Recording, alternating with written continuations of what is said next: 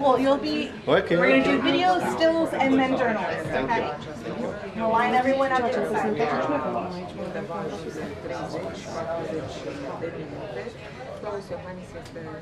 Ever? Really? That's worth a while. There you go.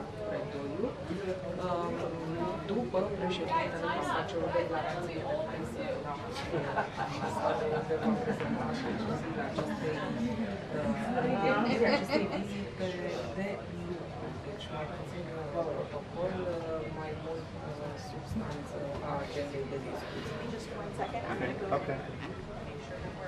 line up properly.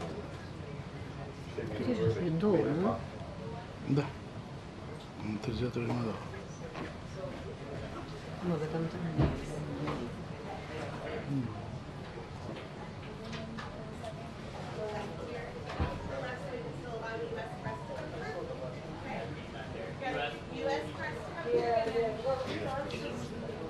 U.S. Press. Yeah, give us a moment so you can go through. You must see one. U.S. pool, you can come forward. Thank you. Okay. Rule house? Yeah, okay, we're to the left, all right. Small steps to separate the container ship from what's left of the bridge on Baltimore. Because really, what could go wrong? Hey, Tom. What could go wrong?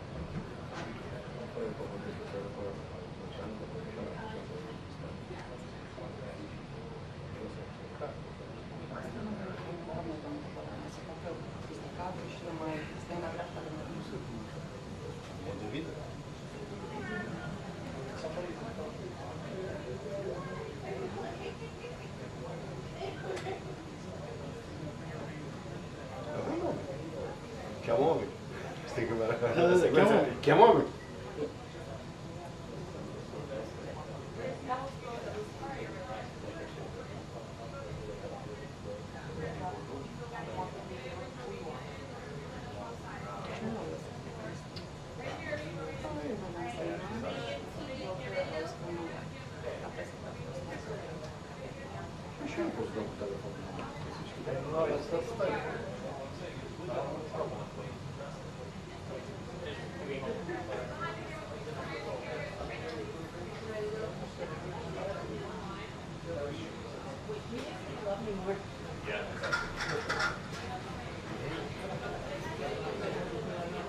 He's not coming with you. I'm coming with you. I just think that's right.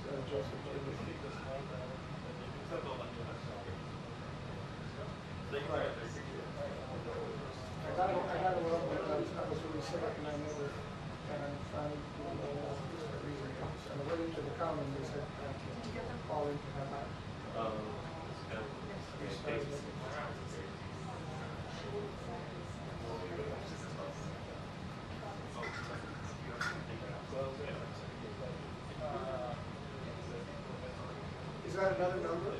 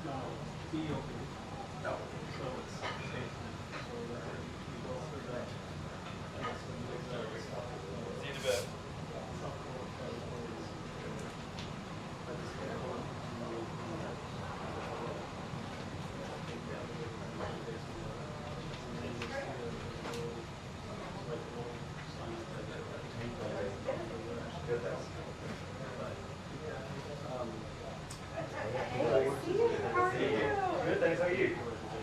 It's all right.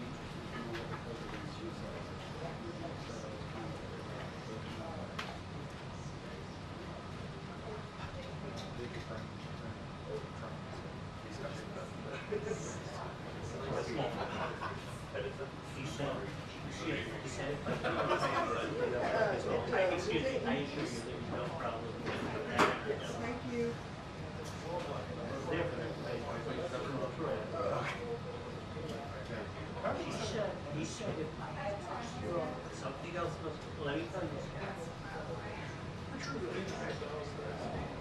I don't know, it's gonna be Daniel.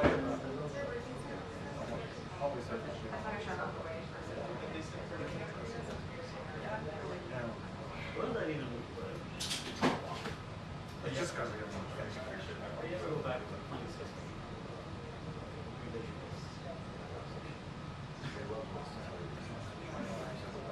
Oh. Go for it. Whatever needs to be done. No, it's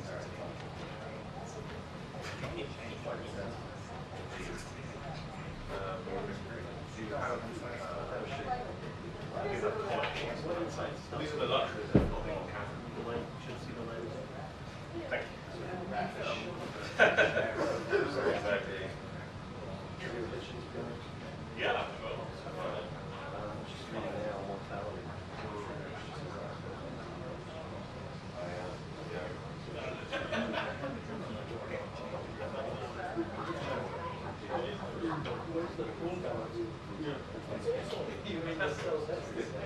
He was amenable like that. I just lost it.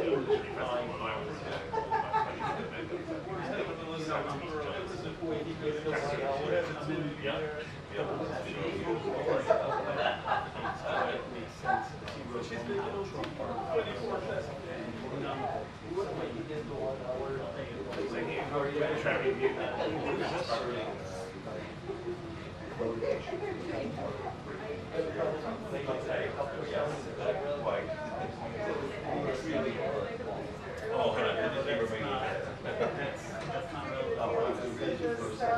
No, I think it's good.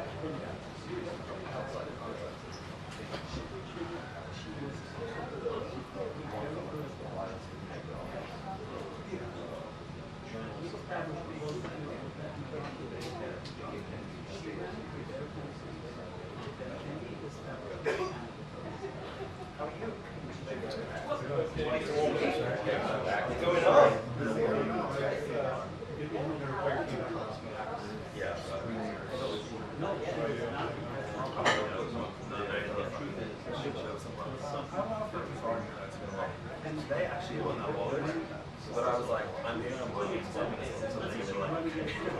slip. But it's on the off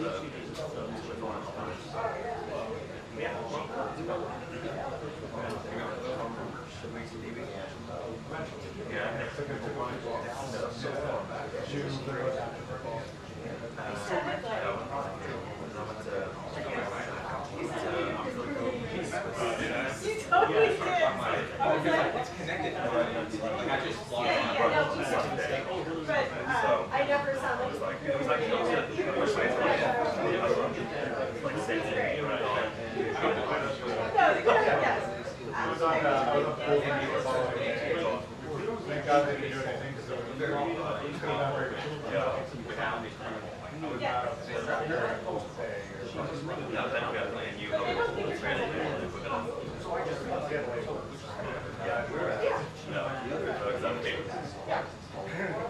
you guys have to rotate. We're not going to.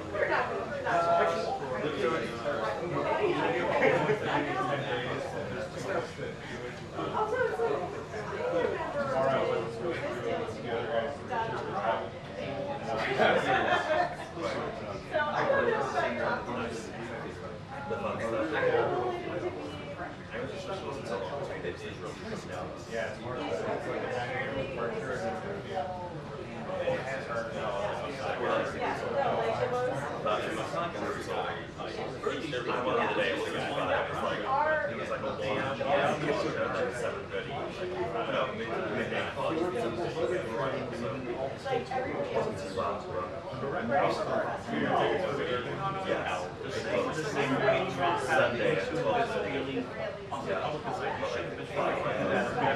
I'm not saying that he should have won in terms of the numbers. I'm saying that was a big moment for him and he just didn't live up to that moment. It was on the so it was on the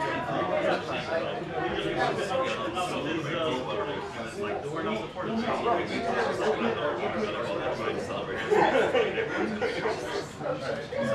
yeah, I celebrated it last week. It was really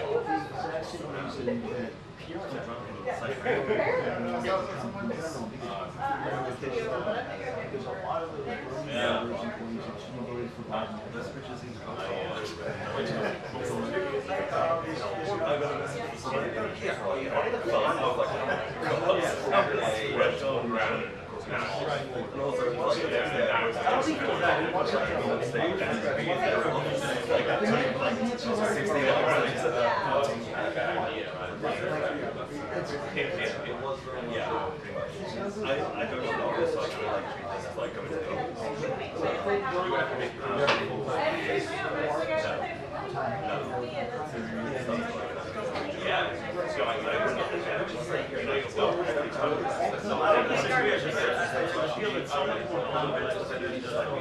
She was a bad candidate. but like the benefit of kids is being is I don't have like file, you know, like the web or whatever. So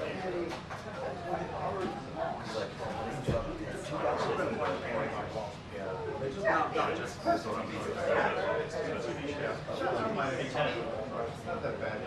Yes, sorry. What's that? Great. That's good. I go next.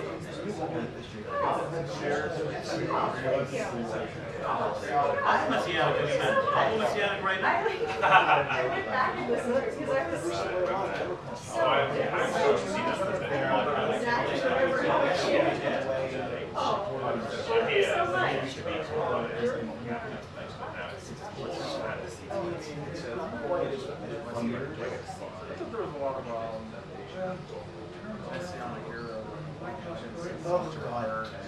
There was that. See, that makes more sense to me, the Obama Messianic than Hillary, you know.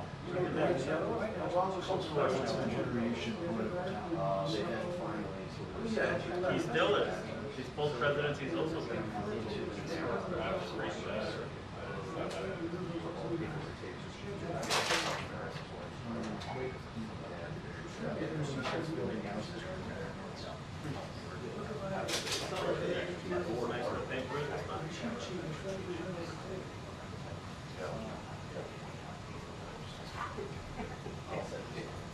Yeah.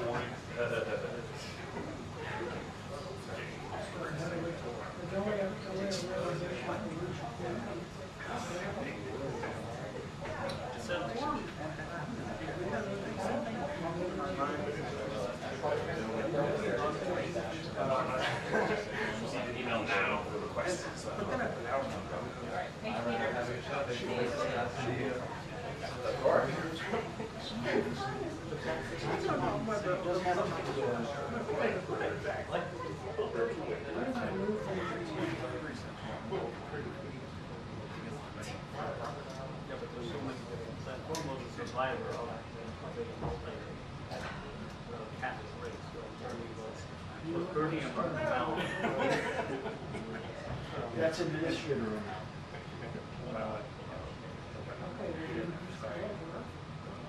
I mean, I should get points for remembering his name, but. I'm going to give you 2:30.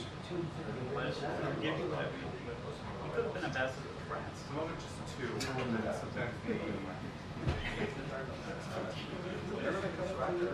Charles, was that here? we don't have very rich. Chucky Cakes. Mostly for Chucky Cakes. trying to. That's it. It's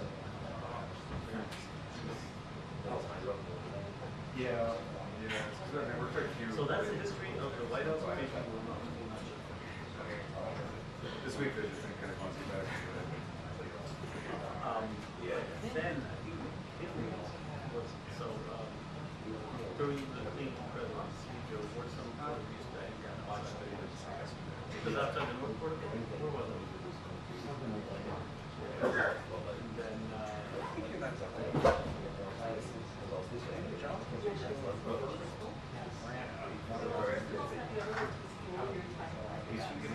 And then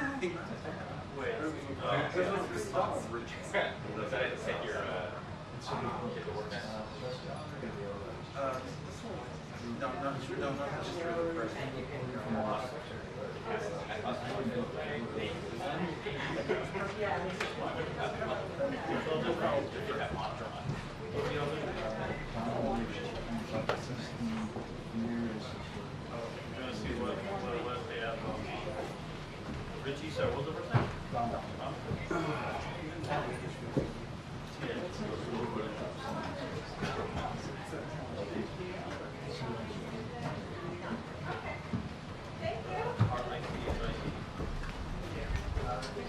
Alrighty then. Ready to start in 1 minute. Yes.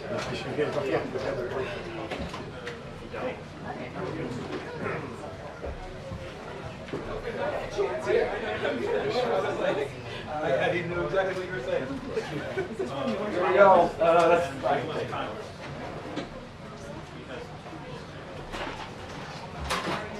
Here we go. Keep moving, please.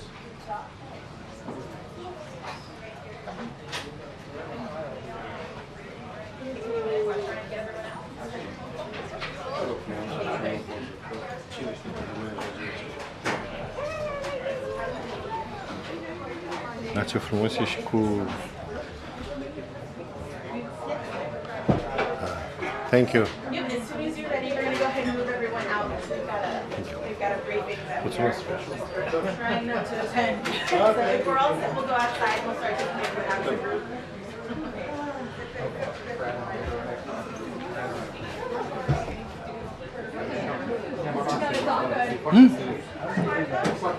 Da, serios, deci...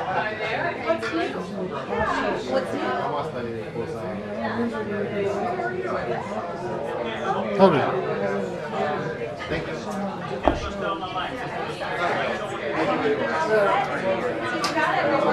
We're going to escort you all out. It was quick. I wish I could get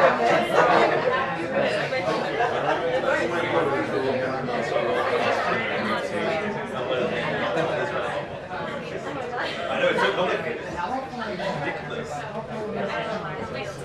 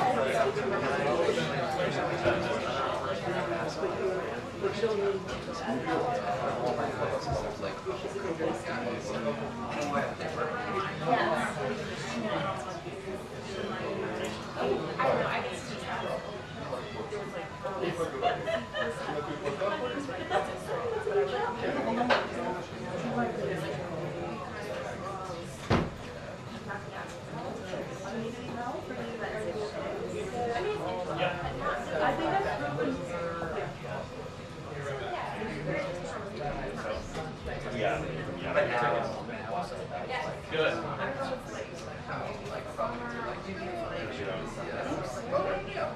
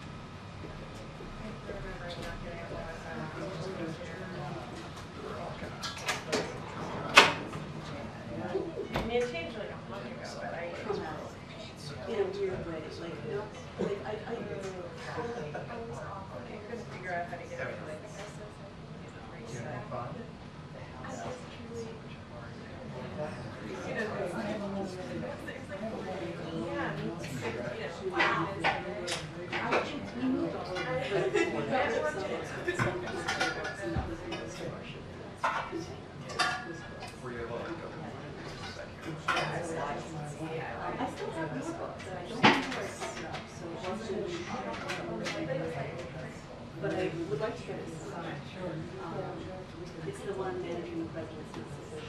Yeah. But,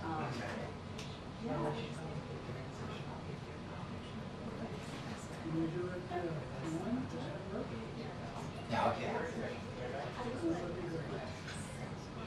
so is this going to make like your work life a little easier for you?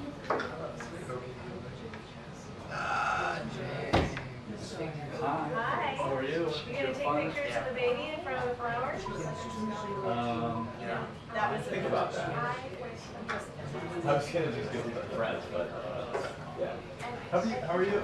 Good. I'm not taking pictures of my babies in front of the flowers either for what it's You're worth. over it. Well, they're not even that cute. Oh. You have fun on the dinner?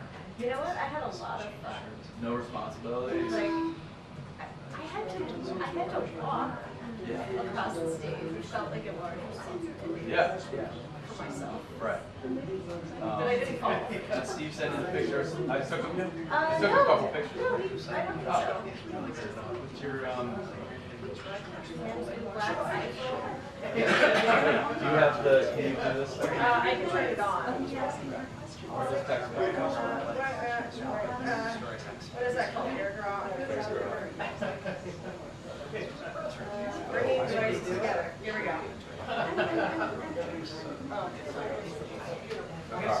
Oh, share. Okay. Oh, yay. No, all I got was your contact.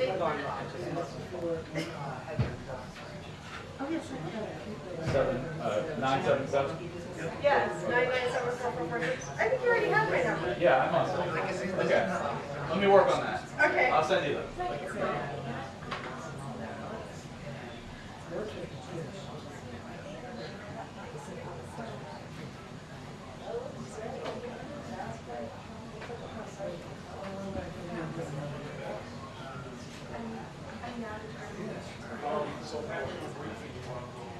Yeah, I was playing with it.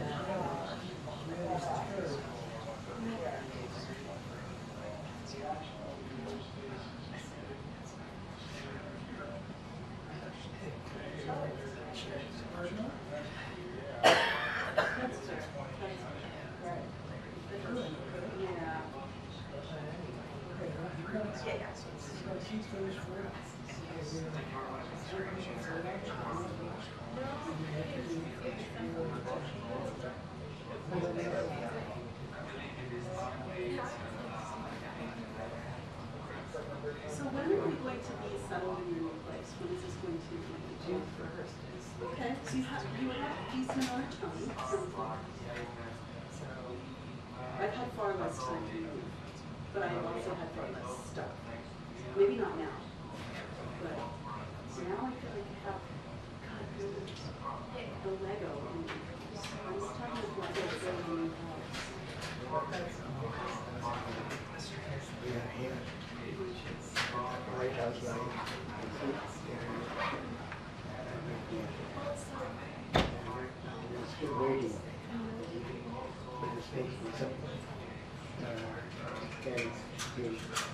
You were out of the trenches of Lego ownership. I'm now in the part where I'm like, children think that Legos are like basically like anti-personnel lines. They just scatter them around. Is that not true, Sam? And you know what is really painful to step on? Like Lego. my child really thinks that it's like an anti-personnel lining. Sort of No, thing. mine Just scatters it. Mine are not purposely. Mine is not. They're just chaotic. Find solace in weird places. I'm trying to make you feel better about your current situation, having to empty a house after 22 years.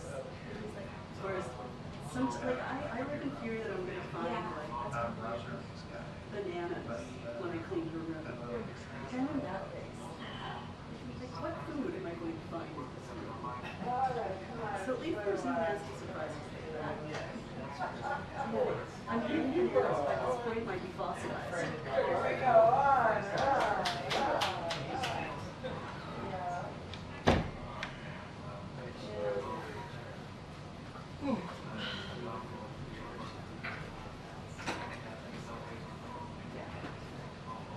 Not like we haven't had any nice surprises.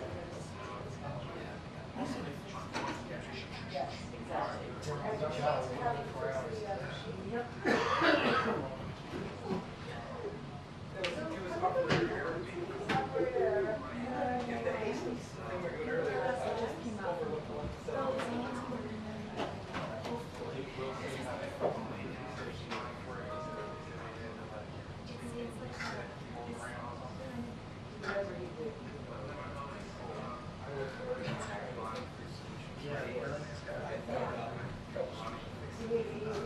I was trying to think, I was thinking, how are we going to get it out? So I was trying to think of a few things, but I was like, instead of troubleshooting this, I'm just going to get it out of here. Well, when I was trying to figure out the camera, the two things.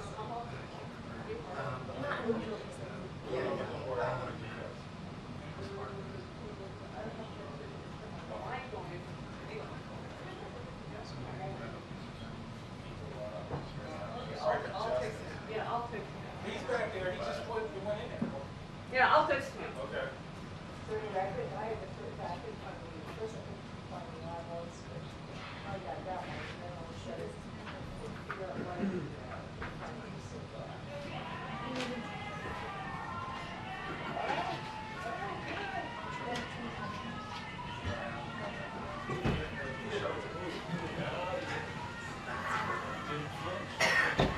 He's dying to go. Look at his face. All right, get out. Just get out. Oh. Did you think the guy on top was going to start talking? No, that was me folding.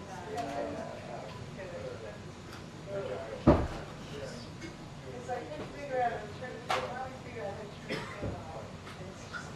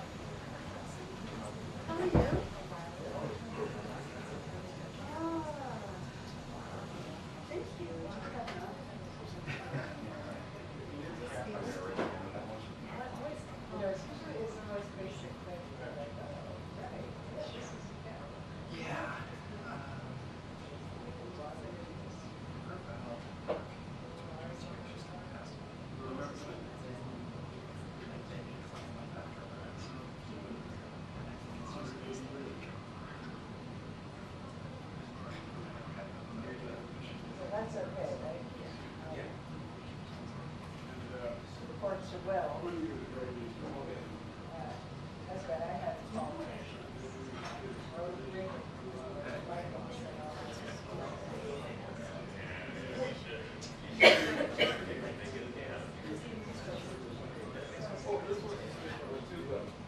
Like I said, I was more sort of getting it out and trying to figure out a solution than I was trying to troubleshoot and fix the problem.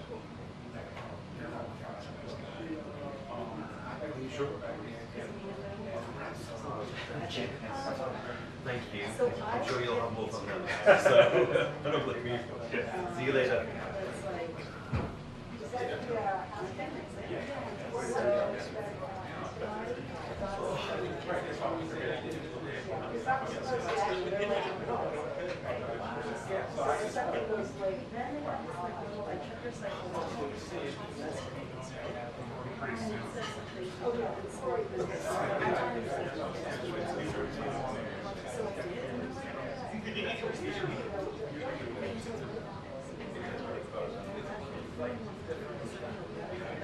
It's like if there's something.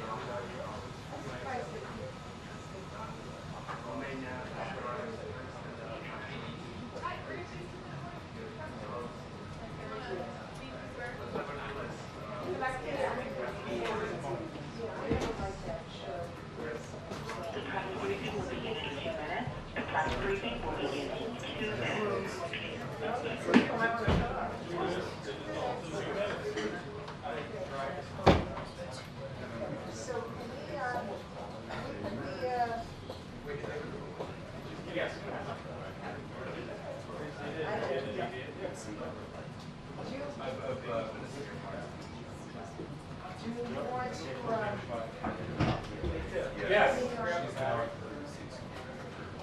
Party time. Hey, the battery. Great work. So, do you want us, yeah, Yeah.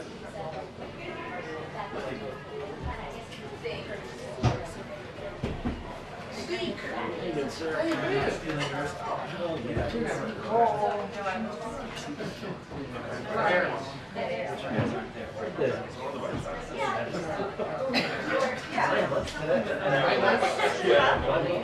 oh my goodness.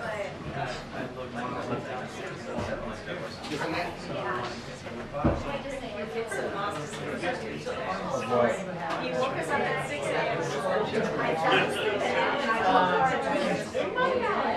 And it was out. And I just told him, and here it is. He's carrying it around for 2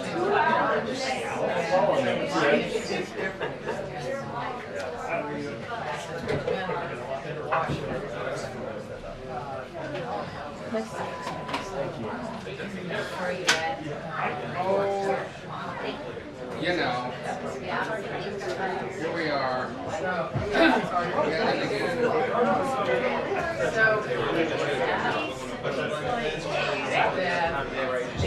The wash would come out on the other side. Some shade. They don't work long. That helps. Yeah, I guess it's on. But still.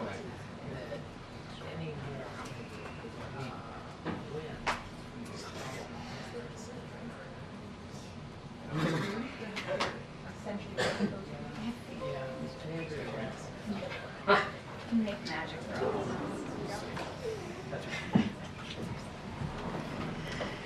Hey, good afternoon, everyone. Oh, okay. Okay, I just have one thing at the top and then we can get going. Do I sound okay? Yeah? All right, not a weird echo? Sounds like a weird echo. Happens from time to time. All right. So yesterday's trustees' report made clear Medicare is stronger and Social Security remains strong. President Biden's economic plan has helped extend Medicare solvency by a decade.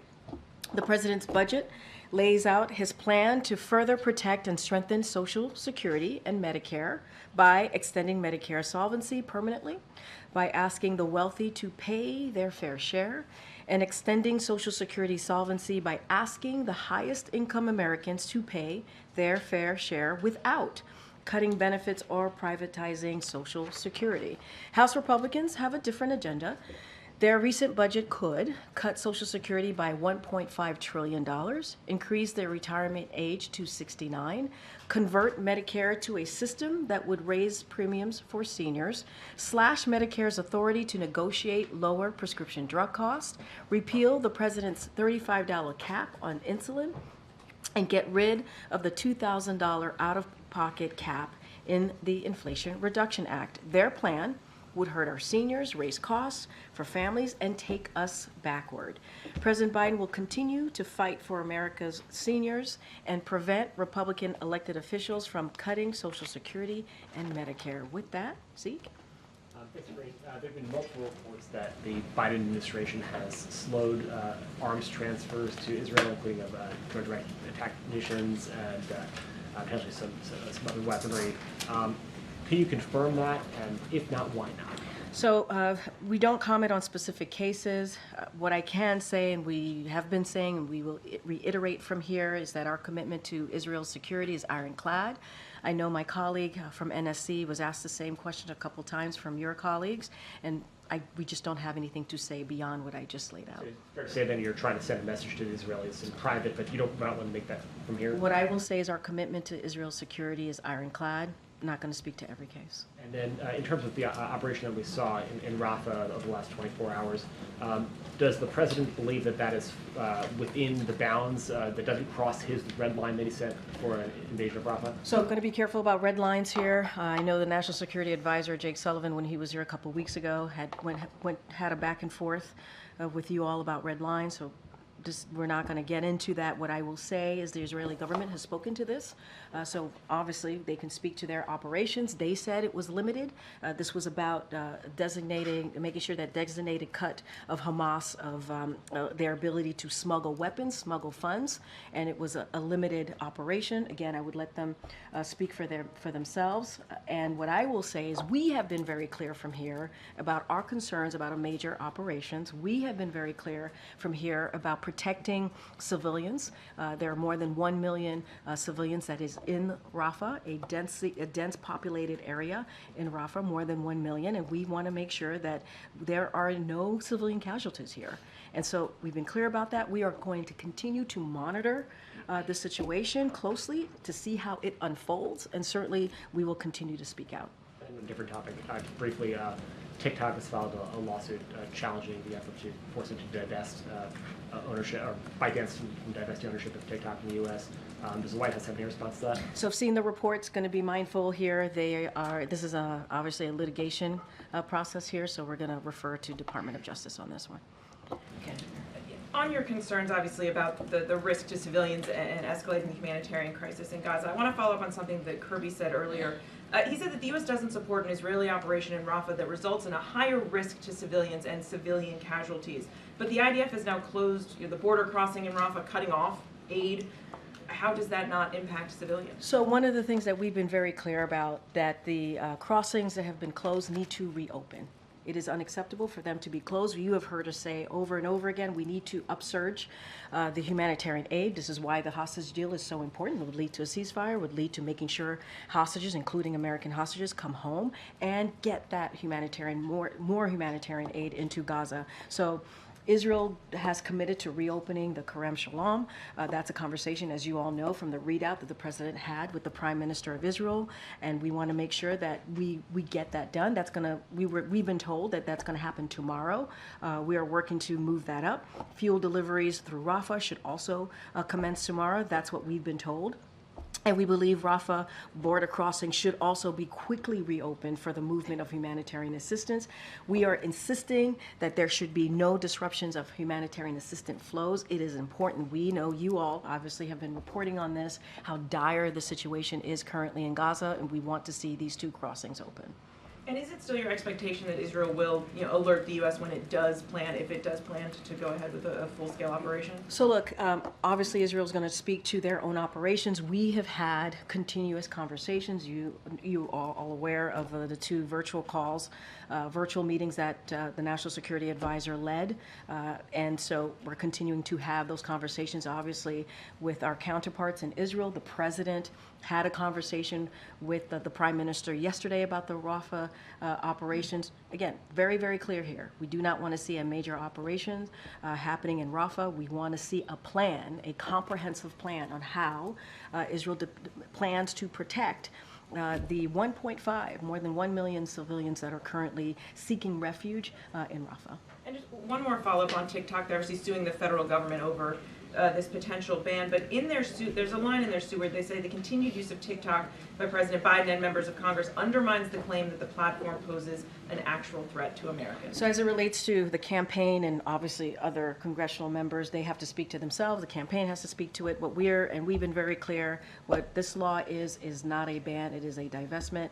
I do want to be really mindful because there is a legal, obviously it's in litigation, and I just can't want to speak to that any further. Why is he still on this platform?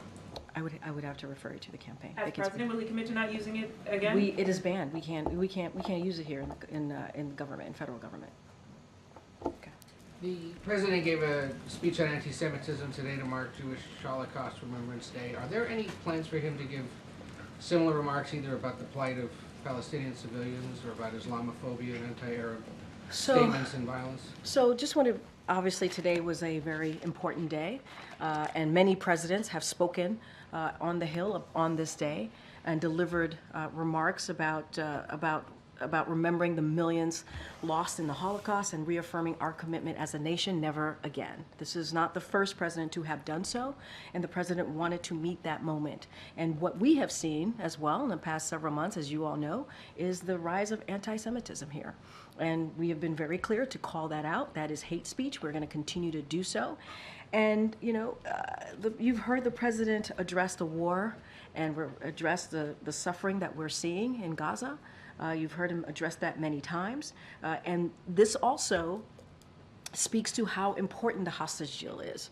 We're seeing talks continue in Cairo. That is important. We're going to obviously support that process. We want to see that hostage deal, so it could lead to a ceasefire, lead to that all-important humanitarian aid getting into Gaza, and let's not forget bringing home the hostages to their loved ones.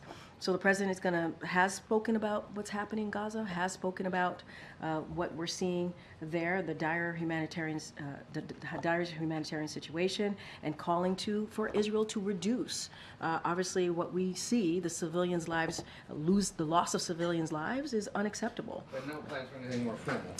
So, look, the president has been speaking to this, has spoken to this many times. I also want to just flag that the Secretary of Education put out a letter, a Dear Colleague letter, that went out to universities talking about Title VI and giving examples of anti-Semitism, but also was very clear about the hate that we have been seeing more broadly, anti-Semitism, anti-Israel, anti-Muslim, anti-Palestinian. We have seen that across campuses, across the country, obviously, in communities, and laid out our deep concerns.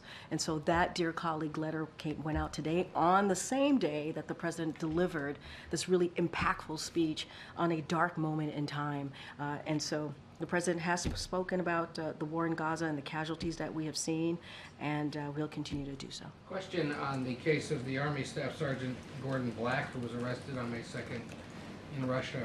He was not there apparently on official travel, but I'm curious, what does the Commander-in-Chief make of yet another military service member going to a country he's been told not to visit? So I know the Admiral spoke to this yesterday. What I also can confirm is that there are two separate cases of U.S. citizens being detained in Russia. The State Department is actively seeking consular access to both individuals, neither of whom were in Russia on behalf or in affiliation with the U.S. government. We take seriously our commitment to assist U.S. citizens abroad and provide all appropriate assistance. We iterate, and this is kind of to your question, we iterate our strong warnings about danger posed to U.S. citizens in Russia. We have been very clear about this. State Department has been very clear about this, and we will continue to say U.S. citizens residing or traveling in Russia should depart immediately.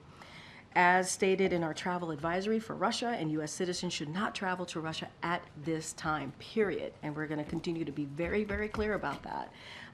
For any further details on those two cases, I would refer you to the State Department. Why do Americans who don't heed those warnings warrant government assistance if they knowingly flout them? Because it's the president's, he believes it's his responsibility when American is held hostage or wrongfully detained to get them home to their families. That is a commitment that he has made. At the same time, and I can't speak to these two cases right now, the State Department has to speak to them and where they are in their process, so I want to be really mindful about categorizing where they are. But the president is committed.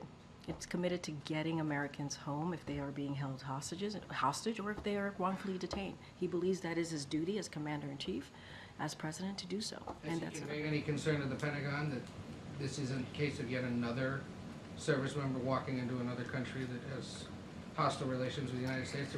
There was the one that went to North Korea. Now there's this guy. Well, we've been clear about all U.S. citizens not going to Russia. We've been very, very clear. And as I stated, there's a travel advisory that came out from the State Department. So this is all citizens, all U.S. citizens. I don't, not going to get into private conversations from here, but obviously we are concerned, and the State Department is actively working this. And one other, how is the president himself personally learning details, if any, about the trial of his predecessor? Well, as you know, the president, just looking at today, the president delivered a really impactful, important, meaningful speech on a... I get how he fills his schedule, but how is he learning about the case himself? Jeez, Ed, give me a second, give me a moment to warm up. Get to your question. So look, I mean, look, the president had a really important day. You just saw him there was a pool spray, saw him interact with the Romanian president. That was important. You saw him deliver a really important, impactful speech on a day that we talk about never again, on a dark time in our history, not just here, obviously, our history more globally of what we saw happen to a community, millions of people. And so, look, the president is really busy. Obviously, he probably catches up during the day, like many of us here. But look, the president's going to focus on the American people. That's his focus. We're going to go. Sense of when he's on the Peloton in the morning, if he's watching the news, or if at night when he's done, he's going home and watching highlights. Yeah, all I can say is the president consumes the news. He pays attention to the news. I cannot speak to the current situation that is happening, that many of you all are covering right now at this moment of the former president. Can't speak to that. But the president's been, I mean, you could admit to this, right? He's had a busy day. He's been very much focused on what's going on in the world. Just quickly on the two cases in Russia that we were just talking about, has there been an official determination that those are wrongful detention cases? I would refer you to the State Department. They will work on the official determination and be really mindful from here. That is something that the State Department works through. Okay. We're trying to make sure that they have a counselor, obviously, accessible to them. They could speak more to this. Okay. And then there was an independent investigation of the FDIC that found widespread sexual harassment and other misconduct. Does the White House still have confidence in the leadership of that organization? So obviously I would refer you to the FDIC for details on this. It's an independent agency. As you know, the president, of course, expects the administration to reflect the values of decency and integrity and to protect the rights and dignity of employees. My understanding is that the FDIC chairman spoke to this. He apologized and has committed to the recommendations that's been provided by the independent report and going to further fix the longstanding issues, obviously, that are in the report, but don't have anything beyond that. He apologized, and so we'll refer you to that. And then lastly, is the White House committed to not withholding weapons assistance from Israel that's needed for its self-defense? What we are committed to is Israel's security. That is ironclad, and don't have anything beyond that. Obviously, we're going to, look at all options that we have, continue to have conversations with Israel and our counterparts, but our commitment to Israel is ironclad as far as there is Israel's security. On the hostage deal, is the White House's view that in the first phase, all hostages who are released should be alive? I'm not going to get into details. As you know, there are talks happening in Cairo that is incredibly important, and we want to support those talks, and so don't want to get into details from here. One thing that I can say is that from our assessments, it looks like the two sides should be able to come to a deal here, or at least close the gaps to get to a deal. That's our assessment. I'm not going to get into details or specifics. Because one of the gaps seems to be that Hamas has suggested that some of the hostages that they would release would be dead. There would be bodies of hostages. Is that something that you think that I'm going to be super mindful. This is there are conversations happening in Cairo. I think it's important. We're going to support those talks that are currently underway, and our assessment is that our close assessment that the two sides positions suggest that they should be able to close the gap here, and I think that's important. But it is our priority, obviously, continues to be the president's priority to get to a hostage deal, to get those hostages home to their loved ones, to make sure that we get a ceasefire, right? It'll ensure that, and it'll ensure that we surge humanitarian assistance into Gaza. As we know, as you all know, it is a dire situation right now in Gaza. Right, and the Biden administration is facing this deadline this week on notifying Congress on whether Israel is violating international law. Can you say how involved or how not involved the president personally has been on this process? So obviously the president is kept updated on all of these, on many matters, including this. My counterpart over at the State Department, Matt Miller, spoke to this today about where we are in that process. the State Department is working very hard to get this done, to get this over to Congress. Don't have anything else to add, but obviously the President has kept abreast. So the President hasn't gotten final word about what that decision is? They're working, the State Department, as Mr. Miller mentioned today during his briefing, is working very hard to get this done, and so I will leave it to that. Okay, Karen. Ukraine. Ukraine says that 2 of its colonels, part of their state protection service, were recruited by Russia and are now identified as part of a group that were planning to assassinate President Zelensky. Does the White House have a reaction to this? And then broadly, how concerned is the administration about Zelensky's safety and security? So we saw the announcement. It certainly is very concerning news, and obviously we are glad that the potential assassination attempt was averted. I don't have anything beyond that to share. Certainly would refer you to the Ukrainian government, but it is certainly concerning news. Thank you, Karine. Cindy McCain, the head of the UN World Food Program, said over the weekend that northern Gaza is currently experiencing full-blown famine. That famine is moving southward towards southern Gaza. Currently, as you and Mr. Kirby have said, the 2 main checkpoints for aid, Kerem Shalom and Rafah, are closed, and the President has asked for those to be reopened. This is an ongoing pattern. Israel closes crossings, the President asks for them to be reopened. The crossings are eventually reopened, some aid starts to flow through again, but then Israel cuts off the flow of aid into Gaza once more, even though the President has said multiple times that it is important that aid be flowing continuously, and he seems to keep pushing for it, only to get these 1 step forward, 2 steps back results. Does the White House have any plan to convince, cajole, pressure Israel into allowing a steady flow of aid into Gaza, other than asking nicely? So let's just give a little bit of readout. Over the past, since early April, the past several weeks, we have seen over 5,000 trucks entered Gaza.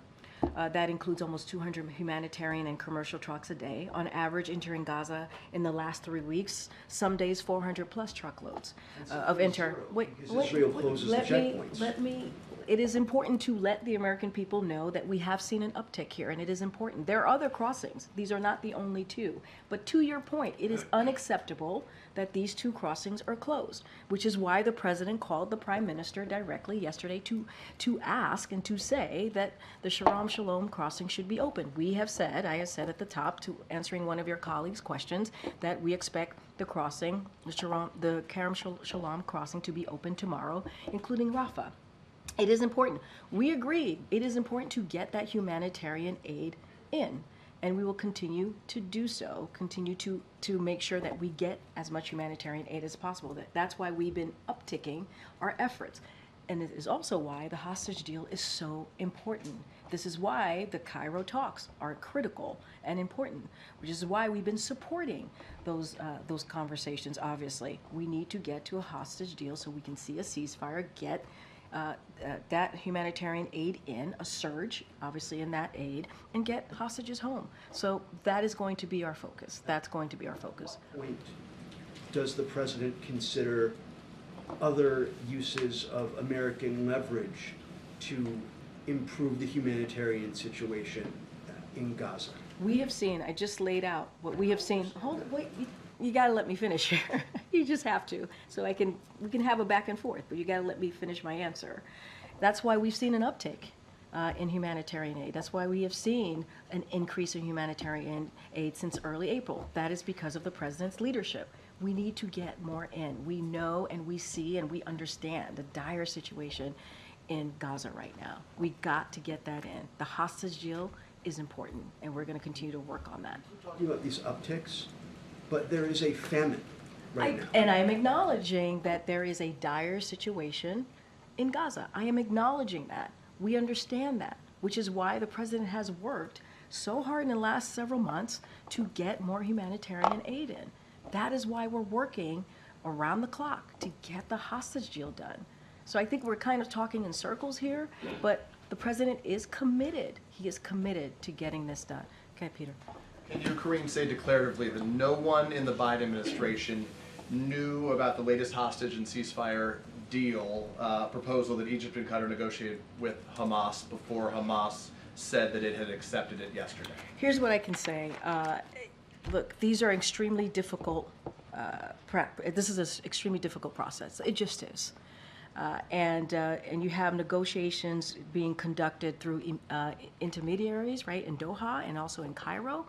And so that is just where we are. There are difficult times, there are difficult process, and so that's what I can speak to, that's what I can say. I guess I just want to get to the fundamental question, Yeah. which is we all recognize these are difficult times. Yeah. There's been too much loss on all sides, everybody agrees, but in the simplest of terms, can you say declaratively that no one in this administration was involved in some deal that was accepted by Hamas yesterday without having been previously communicated to Israel? What I can say, this is an extremely difficult process. It is. Why can't the U.S. just say declaratively from the White House podium that the U.S. was not doing any side deals that Israel didn't know about? A side deal? No, absolutely not. I didn't know that was the question. I can say absolutely not. No, there was no side deal. What Hamas accepted yesterday is not a proposal the U.S. had ever heard before Hamas presented it. Look, throughout this process, here's what I can say. American diplomats have been engaged with our Israeli counterparts on this throughout this process. There was no side deal. I didn't realize that was a question you were asking me. Absolutely not. These are extremely difficult process right now that is happening. There are intermediaries that are in Doha, obviously today in Cairo, and so it is not an easy process. So is there a side deal to your question? The word side deal, because that is a no. But so let me ask you in the clearest of terms, there was no one in the administration that was involved in conversations with Egypt and Qatar and Hamas about any proposal that Hamas accepted yesterday? No. Okay. Let me ask you, the president's going to go to a bunch of different campuses in the near future. He has a series of commencement addresses. Other members of the administration will surely do the same. We heard about the president's views of anti-Semitism and hate speech on campus. Would the president welcome peaceful protests during those commencement ceremonies as we've seen elsewhere? But you see the president do this all the time. It doesn't matter where he is, where he's speaking. It doesn't matter if it's a commencement. It doesn't matter if it's one of his events. He welcomes peaceful protests. And you actually have seen the president engage in that process. So if people raise Palestinian flags that we've seen at the University of Michigan and elsewhere, he would the welcome that when he's speaking. The president has said two things, right? And I have said two things. We understand how deeply painful this moment is for many, many communities here in this country, for many Americans. We understand that. And we also understand that all Americans have the right to peacefully protest. And we accept that right, and we understand that right. It is part of who we are in this country. It's part of our freedoms, right? It's part of our democracy. And so we understand every American has their right to peacefully protest. Karine, the Romanian president wants to run NATO. Do you know if that issue is coming up at all? You know, obviously the president supports the Dutch leader, and along with other Western leaders, to become the next leader of NATO. So we're going to have a readout later today. Obviously, the meeting is probably still in progress as we're here in the press briefing room. So I'm not going to get ahead of that. They'll do their readout. But I'll say that the president has been looking forward to hosting President Iohannis to celebrate Romania's 20 years as a strong and stalwart NATO ally, and has been looking forward to recognizing this President Iohannis's leadership within NATO and the many contributions that the Romanian has made to NATO security, particularly in the Black Sea region, and obviously their strong support to helping Ukraine against Russia's aggression. I don't want to get ahead of anything here, so I will let the readout speak for itself once it comes out. Just one more on Russia. Putin is beginning his 5th term today as Russian president. He claimed that Russia does not refuse dialogue with Western states. Does the president have any reaction to Putin sort of beginning another term, and does he see this perhaps as an opportunity to attempt to resume direct communications with Putin? So let me first say that the U.S., as it relates to Russia's inauguration or Putin's inauguration, the U.S. directed its embassy not to attend the inauguration, as you know, in protest, obviously, to Russia's aggression into Ukraine. So, as you also know, under Putin's leadership, Russia launched this brutal and unprovoked war, and Russian authorities have engaged in draconian repression at home as well as aggressive actions abroad. And so I think we've made ourselves very clear here. I just don't have anything to add. Okay, Michael. That's great. In light of the president's speech today, does the administration support the Antisemitism Awareness Act, which was passed the House last week, and with the president's signing? So I've been asked this question a couple times. Look, we appreciate Congress's effort to deal with obviously an issue, not just an issue, but anti-Semitism, which is hate. And we have denounced that over and over again and have called it abhorrent. And so we appreciate that Congress is taking action here. I know there are other efforts, legislative efforts, and so we're going to let that process move forward. But this is a president from, one of the reasons, obviously, he decided to jump into the 2020 election is because what he saw, the anti-Semitic vial that he saw in Charlottesville, wrote about it, decided to jump into the elections back in 2019. And so he has spoken against anti-Semitism throughout his career. He'll continue to do so. We're going to let Congress go through their process. Okay. On the border, southern border and border security, can you give us an update on executive actions that the president is planning? Are you planning a rollout of those actions in coming days or weeks? Don't have any announcement on any executive actions. Obviously, we look at all options. We believe the challenges at the border is a priority, important to majority of Americans. We believe that the immigration system is not even something we believe, it's fact, has been broken for decades now, and that's why the president took action on his first day in the office and put forth a comprehensive legislation. Now there is indeed a bipartisan Senate agreement that should move forward, but was held back because of the former president saying that it would hurt him and asked Republicans to reject it. We want to see that move forward, and we're going to continue to call on Congress to move that forward. We believe in order to really fix what's happening with the immigration system is to move forward with that piece of legislation. The president wants to sign it and put that into law. It would be the fairest, the toughest law if he was able to be given that opportunity, and it would pass, obviously, for him to sign it. Any other actions that may come out of this administration, we always look at all potential actions that we can take, but the number one way we believe to move forward is to move with that bipartisan Senate agreement. Okay. Yeah, what can you tell us about the president's trip tomorrow to Racine, Wisconsin? We'll have more on that later today. As you just mentioned, he's going to be going to Racine, Wisconsin, to focus on investing in America. Continuing that dialogue directly with the American people. And then the other parts of that trip is going to be campaign, so I would refer you to them. Thank you so much. So we heard the president today speaking about anti-Semitism, but can you just clarify for us where he believes the line is? Is it anti-Semitic in the president's view to express harsh criticism of the Israeli government or its actions? Where is the line? I mean, I shouldn't have to talk about a line. It's very clear, right? It presents itself in the most hateful, abhorrent way. And anti-Semitism is hate speech. It is just hate speech. I'm not going to stand here and give examples.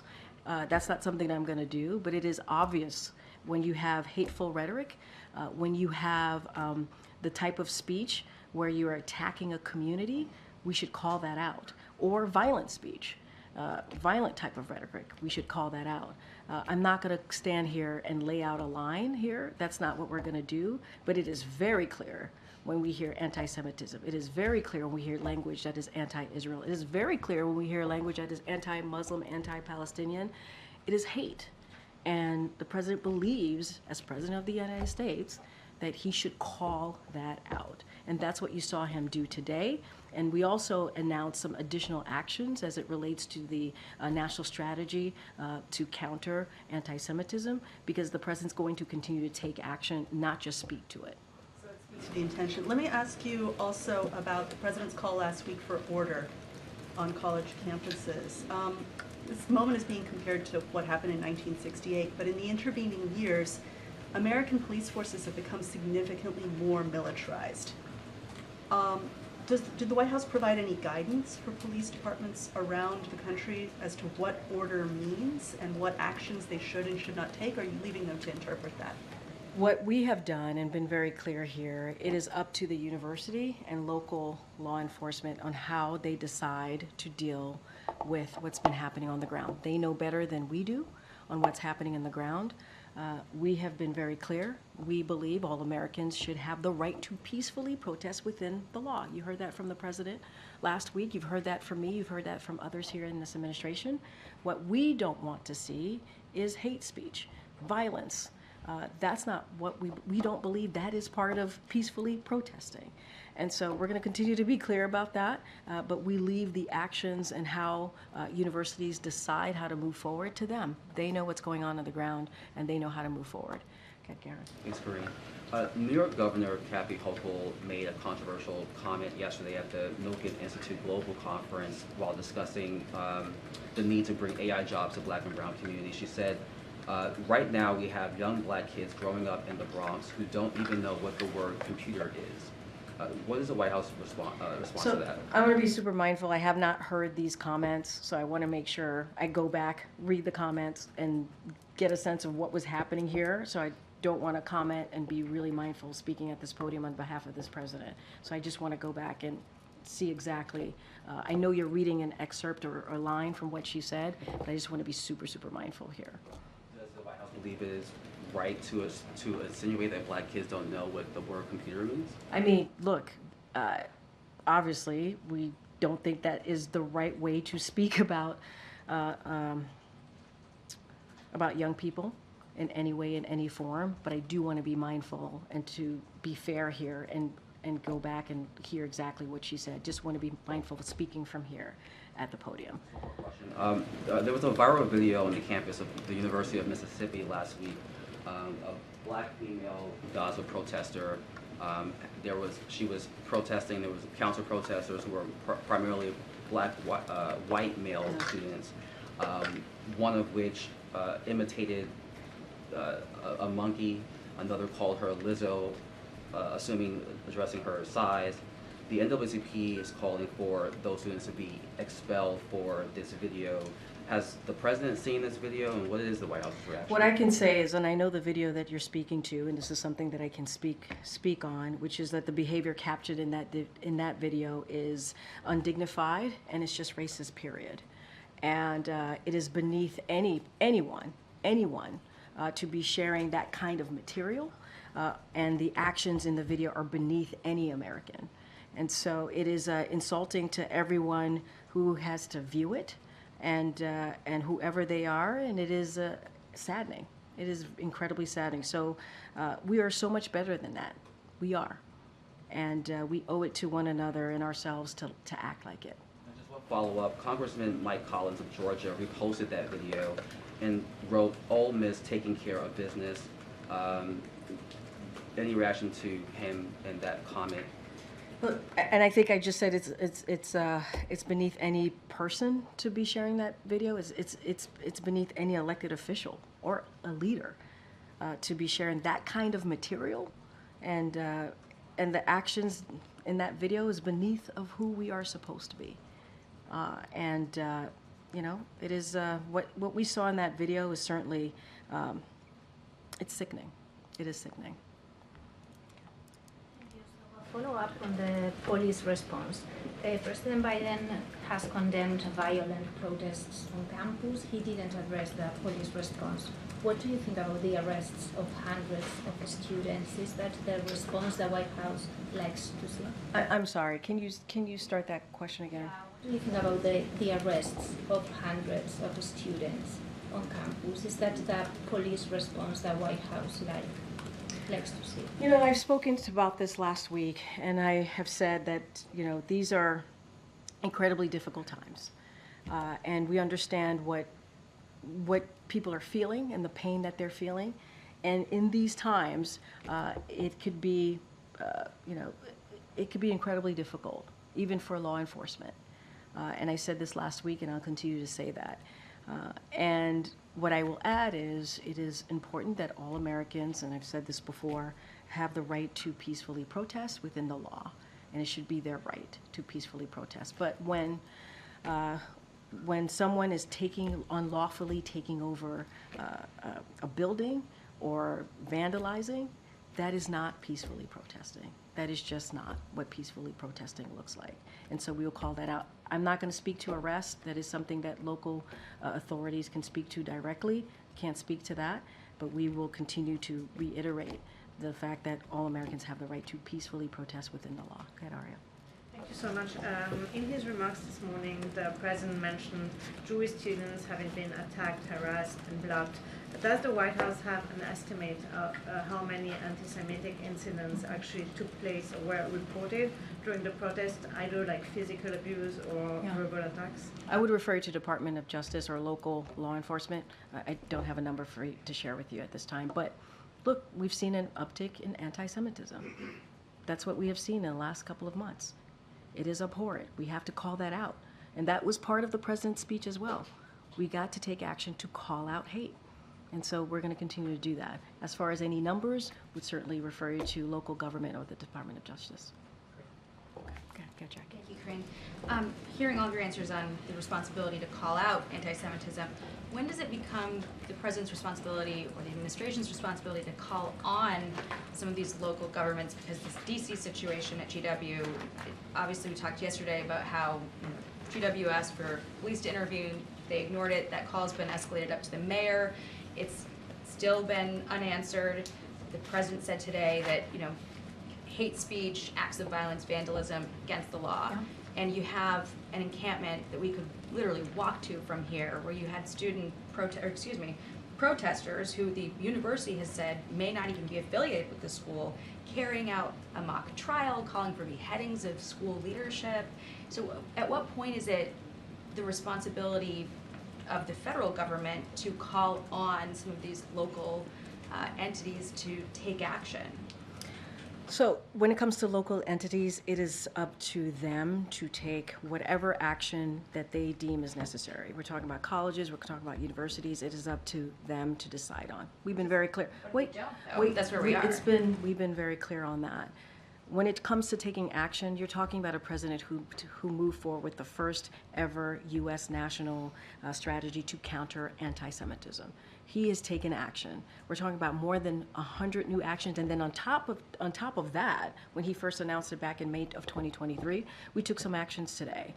And so we're going to, and when we talk about actions, we're talking about the Department of Education, we're talking about Homeland Security, we're talking about a whole of government effort to deal with what we're seeing, this uptick that we're seeing in anti-Semitism. So there are 4 pillars of that. We're going to continue to take actions on this. We're going to continue to work with I talked about the Department of Education, Secretary Cardona sending out letters to his colleagues, and in that we have said to them if there are trainings that they need, if there are assistance that they need, we are willing to work with them. As it relates to law enforcement, that is something that colleges and universities and local government have to decide on.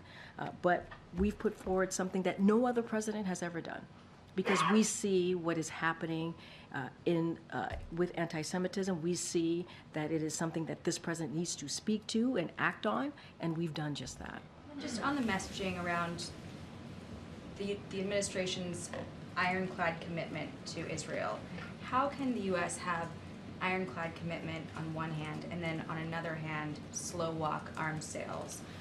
I mean, the president said that the supplemental was imperative, and now this. How do you square that? So I'm not going to speak to the second part of your question. I just said in earlier answering to one of your colleagues, I'm not going to speak to cases, and as you just stated in your question, our commitment to Israel's security is indeed ironclad, and we prove that. We prove that in getting that supplemental done. That is going to be incredibly important to Ukraine, to Israel, to making sure humanitarian aid gets into Gaza, gets to Sudan, gets to Haiti and other places across the globe that need that humanitarian aid. All of those things are important. 2 things could be true in the sense of having those conversations, tough, direct conversations with our counterparts in Israel, the president having his conversation with his counterpart, obviously the prime minister, and making sure that citizens' lives are protected, and getting that commitment. So 2 of those things could be true. I'm not going to speak to your question about arms sales. I'm not going to speak to that. I'm not going to speak to cases, but I will continue to commit, and the president's continue to commit, as you heard from him today in his speech, that his commitment to Israel's security is ironclad. If you talk to us about it, will you commit that the administration would answer to Congress about this question of the arms sales? Will administration officials answer I questions mean, from lawmakers? that's up to Congress to decide on how they want to address any questions that they have with us. I have not seen those requests. What I can tell you is our commitment to Israel's security is ironclad, and we've proved that. We proved that many times over and over since October 7th. All right, guys, thank you, everybody. Thank you.